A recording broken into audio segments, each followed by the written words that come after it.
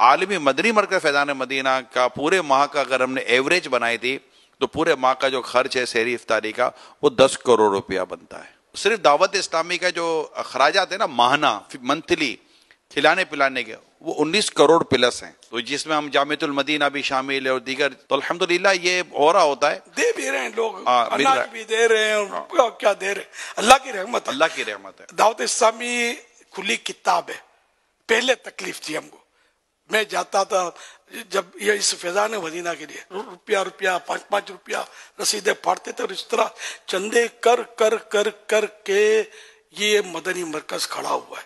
یہ پہلا مدنی مرکز بڑی قربانیاں دے کر برسوں کے بعد اس کی تعمیر مکمل ہوئی ہے.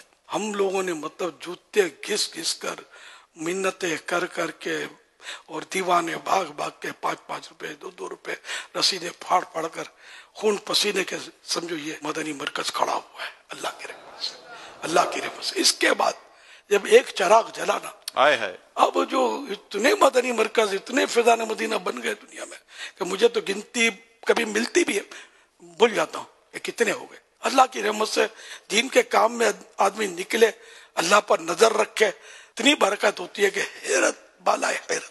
آج کی تاریخ کی اگر ہم بات کریں, یعنی کہ اس وقت مارچ 2025, اس وقت دنیا بھر میں پاکستان سمیت دعوت اسلامی کے 1000 سے زیادہ صرف فیضان مدینہ ہے. اللہ اللہ, 1000 سے زیادہ ہو گئے. 1000 سے زیادہ فیضان مدینہ اور خدام المساجد کے تحت دعوت اسلامی نے جو اسلامی بھائیوں نے آپس میں مل کر اس وقت 7000 سے زیادہ مساجد بنا لی ہیں.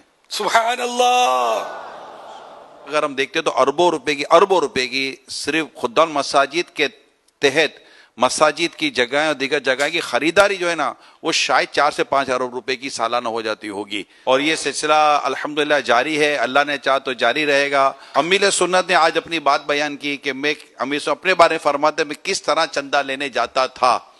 آج صرف میں ان سے ڈائریکٹ بات کر رہا ہوں کہ جو دعوت اسلامی والے ہیں, اسلامی بھائی اسلامی بہنیں جو کہتے ہیں کہ یار ہم سے چندہ نہیں ہوتا, یار ہم چندہ نہیں کر سکتے, ہمیں شرم آتی ہے, صرف میں ان سے ڈائریکٹلی بات کر رہا ہوں, مہربانی کریں. جب خرچ کرنے والے ہاتھ زیادہ اور کمانے والے آمدنی والے ہاتھ کم ہو جائے نا تو پھر مسائل پیدا ہو سکتے ہیں. اگر ہر دعوت اسلامی والا اور والی اس ڈونیشن کی جو تحریک جو سال میں پورا سال تو نہیں ہوتی, اگر اپنا حصہ ملائے, ڈونیشن کریں, چندہ کریں, اپنا بھی دیں اور لے کر بھی آئیں, تو آپ یقین مانیں دعوت اسلامی آج اتنی ترقی کری ہے نا, اس سے اور زیادہ ترقی کرے گی انشاءاللہ. پہلے جیسے ہم لوگ چندہ کرتے تھے نا, ہمارے بارے میں لوگوں کو وسوسے آتے ہوں گے, پتہ نہیں مولانا مسجد بنائے گا کہ کھا جائے گا. ظاہر کہ میرا اتنا تو شہرت نہیں تھی نا, تو بھروسہ نہیں کرتے ہوں گے, اس لیے تو اب دعوت اسلامی کھلی کتاب ہے, اب تعارف بھی کرانے کی کوئی خاص ضرورت نہیں ہے. اب اگر اس طرح ہمت کریں نا تو ابھی ان کے اوپر چھتری ہے یار, ہم لوگ ہیں نا آپ کے پاس یار, عمر میں تو بڑا ہوں تو بڑوں کی چھتری ہوتی ہے نا, میرے پر کوئی چھتری نہیں تھی یار, ہم اکیلے ہی تھے, اور چھوکرے تھے بیچارے جو مطلب غریب بڑے, مطلب ان کی کوئی اپروچ نہیں, کوئی سورس نہیں. بعض اوقات یہ ہوتا ہے کہ دعوت اسلامی کے پاس چونکہ ہم بتاتے ہیں کہ ہمارا اربوں کا خرچہ, تو خیر آپ کو اربوں روپے مل ہی رہے ہوتے ہیں نا, یہ کیونکہ ہمیں بتانا پڑتا ہے کہ ہمارا 1 ارب 40 کروڑ روپیہ تو صرف مہینے کی سیلری ہے, 19 کروڑ روپیہ مہینے کا صرف کھانے پینے کا خرچہ ہے, اور اس کے علاوہ دیگر اخراجات جو ہیں وہ ہیں 80 سے زیادہ شعبے. تو بعض اوقات ایسا ہوتا ہے کہ دعوت اسلامی کے پاس لگتا ہے پیسے بہت ہیں. میں آپ کو بتاؤں, سال گزر رہا ہوتا ہے نا, جیسے ابھی ہم چندہ کر لیں گے نا تو ہمیں ہماری مالیت بتائے گی کہ آپ کا یہ چندہ اتنے مہینے تک چلے گا, آگے آپ کے لیے سیلری کے مسائل ہو جائیں گے.